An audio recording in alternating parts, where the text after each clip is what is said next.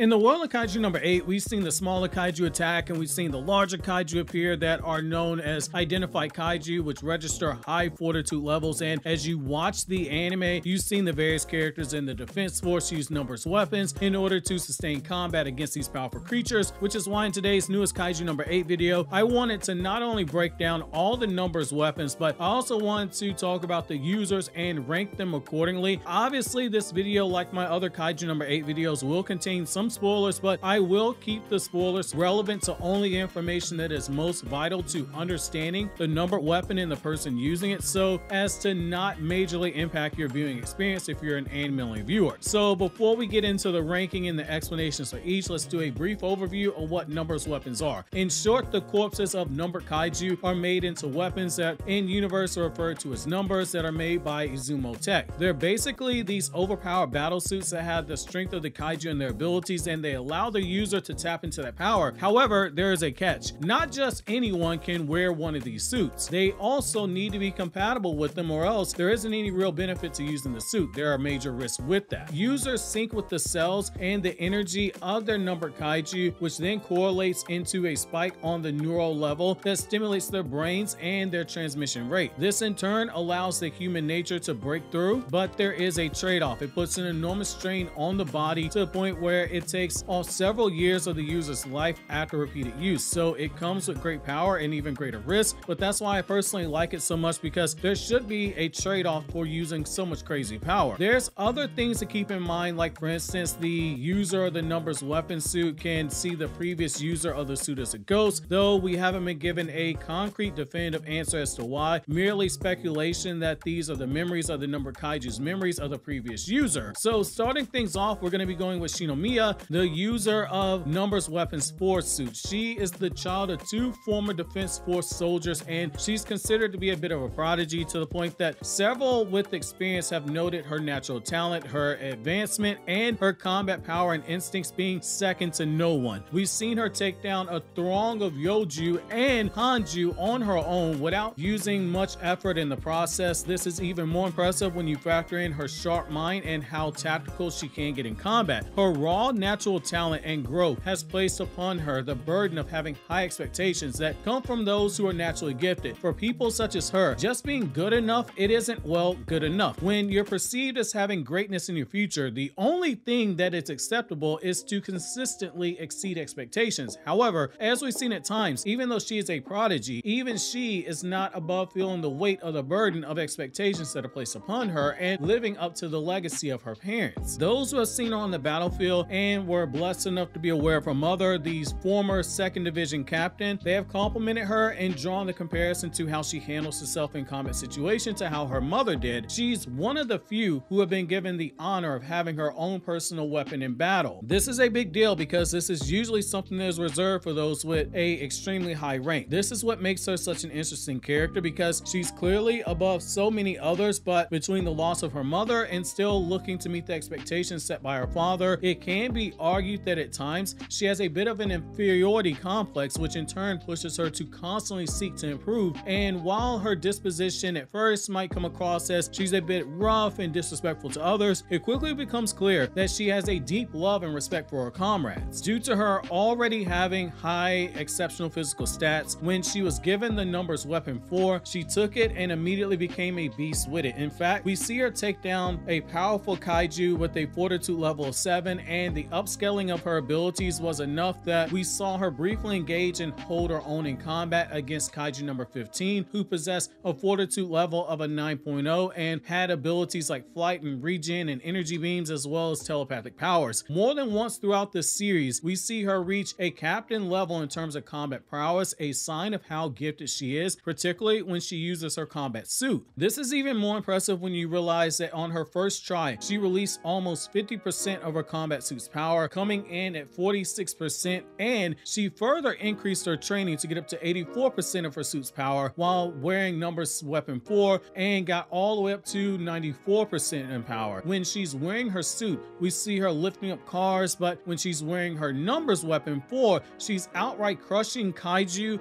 with her attacks, and due to her prodigy level talent, even when she's faced with an opponent who is superior to her, she is in no way an easy out, especially when you realize that She is much faster than her peers and is the fastest of the members of the defense force who have a numbers weapon, to a point where she's dodging speed blitzes that would have tagged even the fastest person not named her. Numbers weapon 4 gives her the powers of her kaiju, so we see her zipping through the air at blazing fast speeds that shocks anyone who sees her, like when we get that off remark that at the rate that she's flying at, she'll easily reach the neutralization zone. As we'll touch on in a bit, while she is someone who has incredible skill and natural talent, she does have her hangups, which makes her a good character, and she has her own emotional demons that she has to overcome. Those moments where we see her looking at the ghost of her mother and trying to keep up with her movements, it goes a long way towards that, and it's fitting when you dive deeper into her character. That panel during her battle with Kaiju number 15 where she says she'll surpass her mother, but not someday, but instead right then and there, right there on the spot, is one of the most beautiful moments for her character, and it's so rewarding to read it. When she's going off into combat more than once, you see her using her battle axe, which makes her even more dangerous in close quarters combat, being able to defeat several kaiju on her own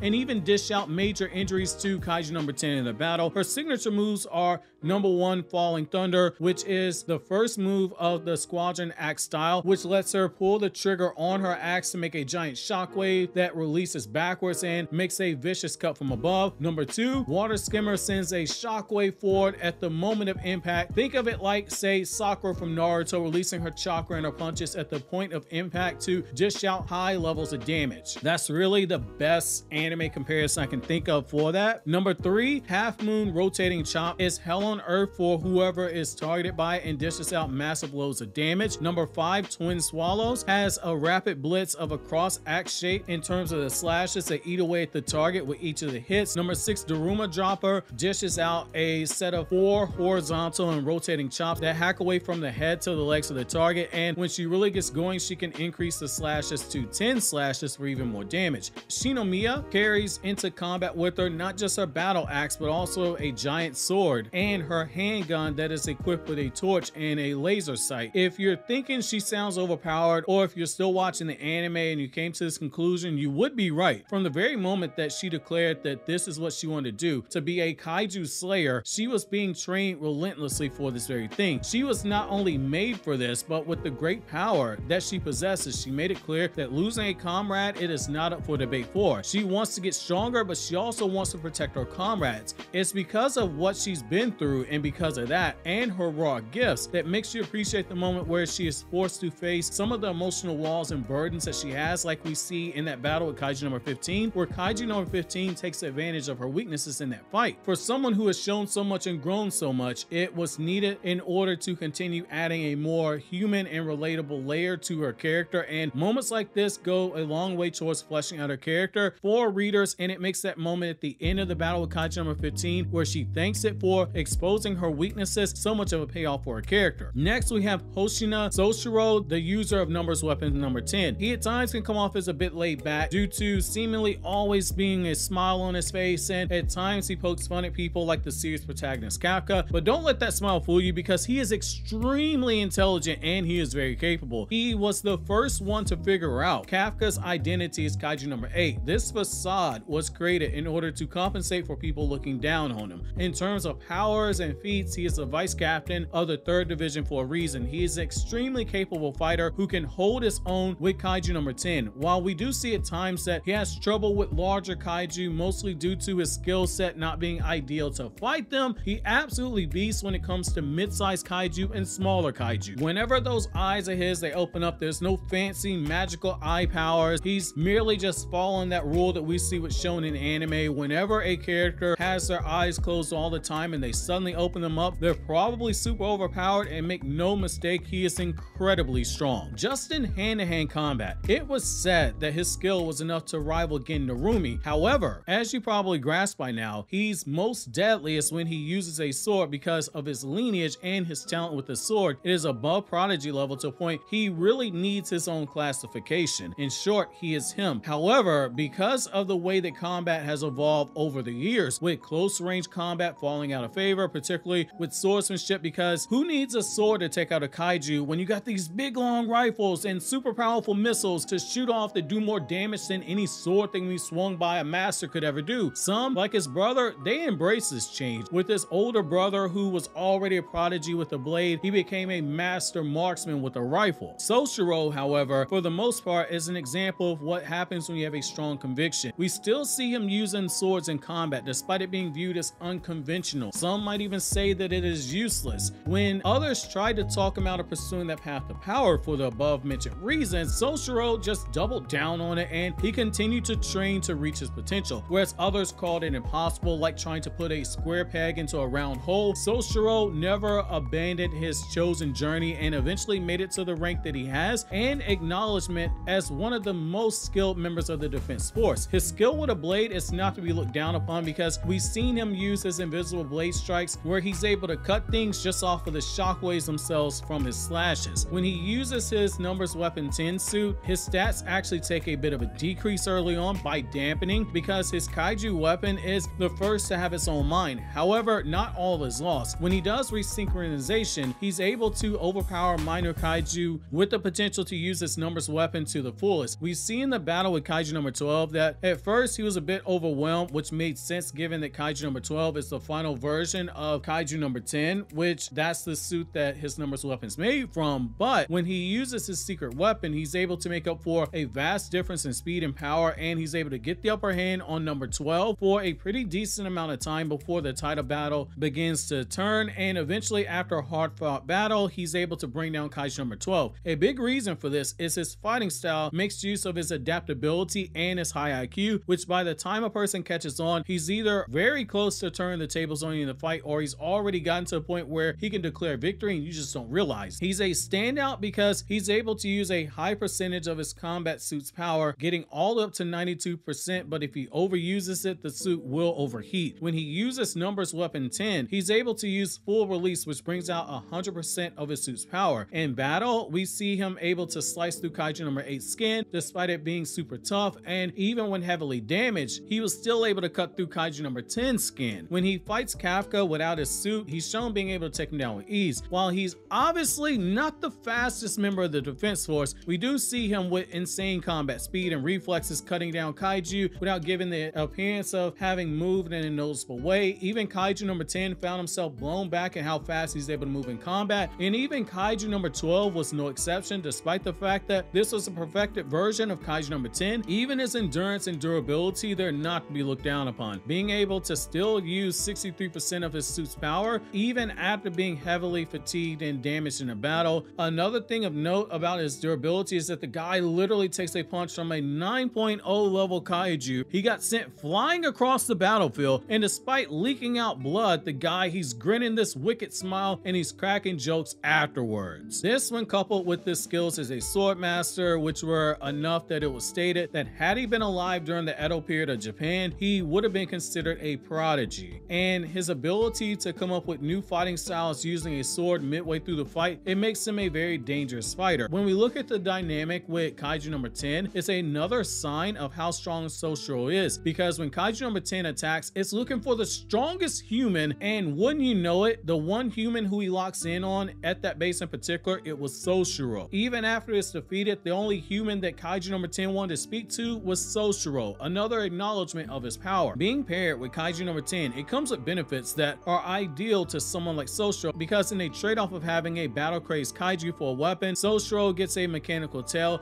which he can use as an extra blade if the combat situation calls for. At first, there was a clash between these two, hence the stat decrease. Whereas kaiju number 10 was about getting all the smoke at any and all times, Soshiro's fighting style was more methodical and he was less risk averse. So at first, this wasn't a match made in heaven. This was, as we mentioned earlier, a negative effect because Soshiro and kaiju number 10 being on opposite pages, it lowers their combat capability. Eventually, we see Soshiro give in to some of kaiju number 10's desires for bloodlust. In response, we also see kaiju number 10 appreciate the swordsmanship and skill and patience of Soshiro's, which in response raises their combat power that's being unleashed. In short, two alphas fighting for control, but eventually we see that the back and forth relationship with these two, it does come with some mutual benefit, particularly when you factor in that they're more like kindred spirits than even Soshiro had first imagined. Both of them love to fight, and it took their conversation during that battle with kaiju number 12 where Soshiro was on the brink of death for him to realize that. This is what ultimately gets Soshiro's numbers weapon 10 to full 100% release output. Now, Reno Ichikawa is the next person that we're going to be taking a look at the officer who uses the power Kaiju number 6. As you've probably seen, as you've been keeping up with the story, he's more than competent as a character when it comes to both how well he's written as well as how he uses the power of a Kaiju number weapon that he has. Anytime you're the weapon master for a being as powerful as Kaiju number 6, the king of the Kaiju, you've got some serious power at your disposal. He gets his loyalty points from fans in the way that he stayed by the side of Kafka, the series protagonist, even after he was saved by Kafka and he saw firsthand him transform into Kaiju number 8. He's loyal to the T, but the man was enough to admit that he would be dead if it weren't for Kafka, and to say that he was still going to consider him a rival moving forward. We see pretty quickly that he's got talent and is a good adjacent for Kafka, because whereas Kafka was struggling to bring out the power of his combat suit, he was able to pick up on doing so pretty quickly, with those who saw him flat out saying that they were seeing something pretty special, and the expectation of him was to become a captain level fighter. It started at that moment. That praise, it wasn't unwarranted, as we see with the fight with Kaiju number 9. Reno was able to dodge and then was ready to counter the super fast projectiles of Kaiju number 9. This is more impressive when you realize that during the course of this fight, he was not only fighting the villain of the series, but also doing so while protecting his comrades and having taken some pretty decent damage in the process. This is just one of the many times in the series where we see him looking to do the seemingly impossible in terms of overcoming the odds, but managing to pull a Black Clover and surpass his limits in the process. That tough will and desire to never give up, that is a superpower in of itself. This ultimately transitioned to him being a young standout when he was given the power of Kaiju number 6, with him saying that he won't give in, and for being this powerful, you have to have a high enough level of testicular fortitude, because the power of Kaiju number 6, it is no joke. It is called the king of the Kaiju for a reason. It possesses the most daunting display of power that we've seen in the history of identified Kaiju up until that point in the series, before Kaiju number 8 obviously, and it unleashed power so great that 200 officers and 3 division captains had to give their lives in order to defeat it, with literally one of the strongest weapons wielders, the prior user of Numbers Weapon 4, Shinomiya, being the one who fought in that battle itself and ultimately died. With a fortitude level of 9.6, this is one of the biggest and strongest monsters in the series, which is why it was kept away in storage, because it was believed to be too powerful for any person to ever wield its power, with it flat out being said that it was a gamble trying to master this power, yet Reno was able to do so with only a month of training, which is a sign that again, he's just built differently. We see him use 43% of the power of Kaiju number 6 when he's able to sync up. Impressive given that he's using the power of the king of Kaiju. The Kaiju's power is cryokinesis, which is basically the power to control ice, and its past destruction was implanted into the minds of people as being so great that it is viewed as being a symbol of disaster and despair in universe. When Reno uses this power,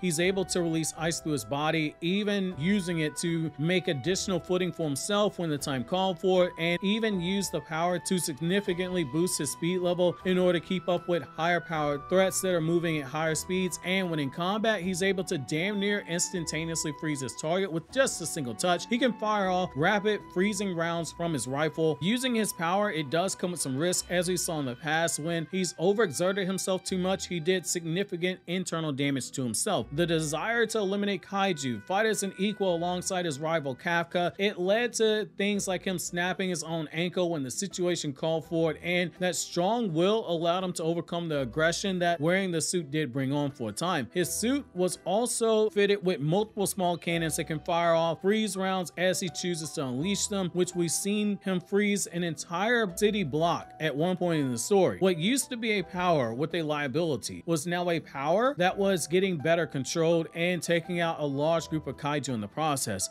We've seen him use a barrier shield that can withstand powerful energy beams. While he isn't able to use 100% of the power of the king of the Kaiju, he's still able to use a pretty large amount, as of this recording an unidentified amount, and he uses it efficiently and much better than when we saw him use the power, befitting of someone that many people had high expectations for early on in the series of him making a captain class fighter. Now, Narumi is the next person we're going to discuss, and he uses the power of Kaiju number 1. He is the captain of the strongest defense force and revered as a monster in his own right when it comes to combat capability. By using the power of Kaiju number 1, he's using the power of the oldest known numbered Kaiju in history. On top of having the number suit made from Kaiju number 1, he's taken a step further and continued that oh so apparent anime trope of characters having shiny special eyes at their disposal, with this mad lad surgically implanting the eyes of Kaiju number 1 into his own eyes in an attempt to reach complete synchronization. It was for this reason, among others, that he is considered to be the strongest Defense Force member in the series when it came to combat, and as you guessed it, he is a prodigy. We see him busting out the highest amounts of his combat power in the series at a whopping 98% without using his numbers weapon, whereas Uncle Ben told Peter Parker that with great power comes great responsibility. My man is content to grab the controller and play some games, even when the time doesn't really call for it. Going on a full-on gamer binge, we see him at times with a bit of a disrespectful mouth, talking down to those he's in meetings with, and that's assuming, of course,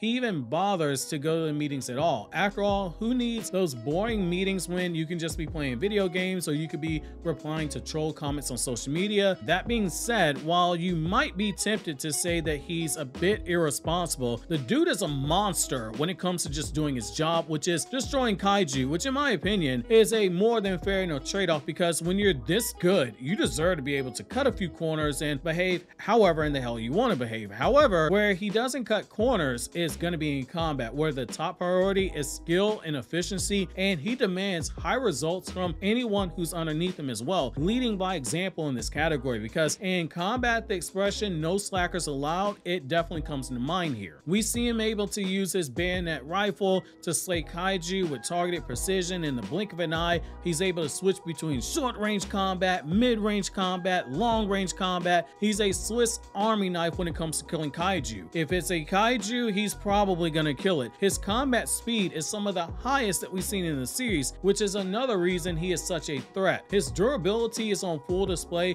when he's shown teaming up with Kafka in that handicap match against Kaiju number 9, where Kafka is in that kaiju form and he's fighting, and Gen is tanking hits from Kaiju number 9. In the process, it is a testament to his insane durability. He's a gifted prodigy, able to achieve 100% symbiosis with Kaiju number 1, which only adds to his combat capability, especially when factoring in what can only be best described as a calculated unleashing of chaos on the battlefield. Remember that fact about the shiny new eyes that Gen possesses. That's because Kaiju number 1's power, it is foresight. So for my Naruto fans, think of this like the Sharingan's precognition powers, if you will, and you can see why implanting these eyes is a really big deal. Overuse of the eyes, it can result in bleeding like the Mangekyo Sharingan, and a big weakness is that inanimate objects that automatically hone in on you can't be used as prediction for these eyes. This becomes a problem when he gets into a battle with Kaiju number 11, who uses water during their fight. Being the prodigy that he is, Gen was able to increase the effects of Kaiju number 1's foresight ability, being able to see such minuscule actions that it leads to another line that Naruto fans will definitely be familiar with, which is Gen, he says quite literally he can see into the future using those eyes, somewhere Kakashi Hatake is both proud as well as intimidated. Isao Shinomiya is going to be up next, using the power of Kaiju number 2. He's the former direct general of the Defense Force. When we meet him, he was stated to be the strongest numbers weapon user in the history of the Defense Force. Basically, he's a Chad among Chads. Even though he modestly claims to be a fraction of what he used to be, he's still an extremely powerful and every bit as dangerous of an old man that you would think him to be. He joins that long list of old man anime characters who are incredibly powerful despite their advanced age and despite how they try to downplay their power. He's written as being extremely hard on the next generation, but only because he firmly believes in the next generation,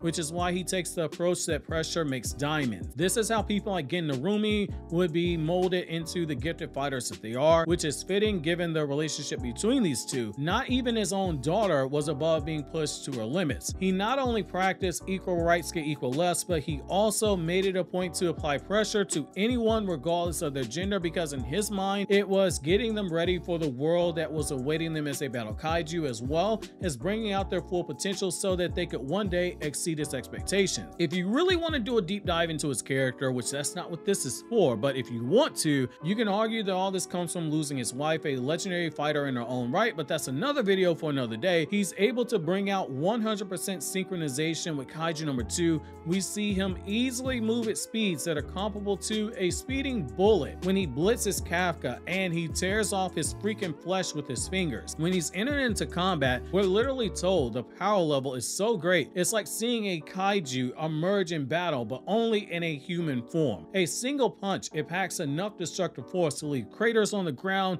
and massive explosions and shockwaves. The sonic booms that come from using Kaiju No. 2's power only adds to the destructive output that we see unleashed, so great that they can hit targets from a distance and cause internal damage on contact. Those shockwaves were enough to match the blows from high-powered kaiju like number 9 and number 8. When he focuses his full power into the beam that gets fired off, it unleashes some of the most insane power that we've seen in the series, more than what a human should be capable of. Case in point, my man took out a freaking skyscraper. Let that sink in for a moment. A freaking skyscraper, not a old parking garage, a skyscraper. Also important to note is the shield that he has is durable enough to tank blows from Kaiju No. 8 and Kaiju No. 9, with the blows from Kaiju No. 8 being so high that if he hadn't been using the shield, he probably would have been killed. Now finally, we have Kafka, the wielder of the power of Kaiju No. 8 and our lovable protagonist in this zero to hero story. My guy went from being less than desirable, having the job that nobody really wanted, to being the hero in his own story, and his power is continuing to grow. He is a human with the power to turn into a kaiju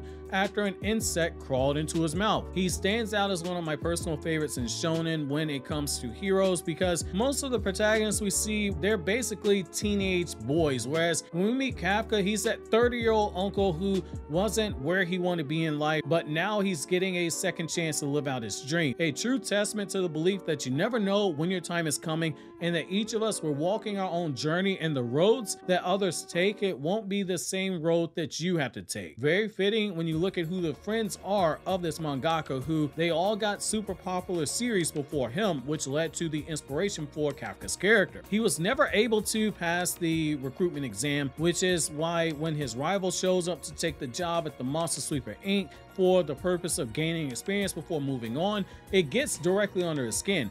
This is made even more heartbreaking when his childhood friend Mina becomes a division captain, moving on up in life. It eats away at him, and we see the frustration that he has with this life until fate intervened on that day. When he first starts using the power of Kaiju No. 8, he's unable to control the power properly, and he risks exposing himself more than once. Getting the power of Kaiju No. 8, now that is a big deal, because the whole reason he was never accepted into the defense force prior to this was he was a dud, being unable to even bring out at 0.5% of the power of his combat suit, coming in at a whopping 0%. Even after getting the power of Kaiju No. 8, his fortunes, they don't turn around immediately, only being passed and accepted because Hoshina was secretly suspecting that he was a kaiju, but also he thought it was impossible for someone to just be this bad. With a lot of the training, he was able to go from using 0% of his combat suit to a whopping 1%. But that's irrelevant, because when he's able to get the hang of using his kaiju's power when he's transformed, my boy went straight into beast mode, wielding the power that would be called the strongest kaiju in the history in terms of number kaiju. His fortitude level is a 9.8 out of 10, the highest we've seen in the series, and as time progresses in the manga, he's only gotten more skilled at using it, taking out kaiju with only a single hit, adding thrusters to his attack, twisting his body in rather unorthodox ways to get the drop on his opponent in battle. We see him use his powers to increase not just his power, but his speed and his reaction speed in battle. Even his sensory skills, they are amped, being able to sense the presence of other kaiju and their weak spots, and even harden aspects of his body as desired on the spot, making him very good on the defensive end. Kaiju No. 8's powers, they allow him to grow inside. They can fire off energy beams and other standard kaiju abilities. The downside though is his body does have a limit on how long it can use that massive kaiju power of his, because while his power itself is inhuman, he himself is still human. But when you look at the power of kaiju as a whole, you can see why this is a really big deal, which this video on the left breaks down every numbered kaiju that we meet in the series.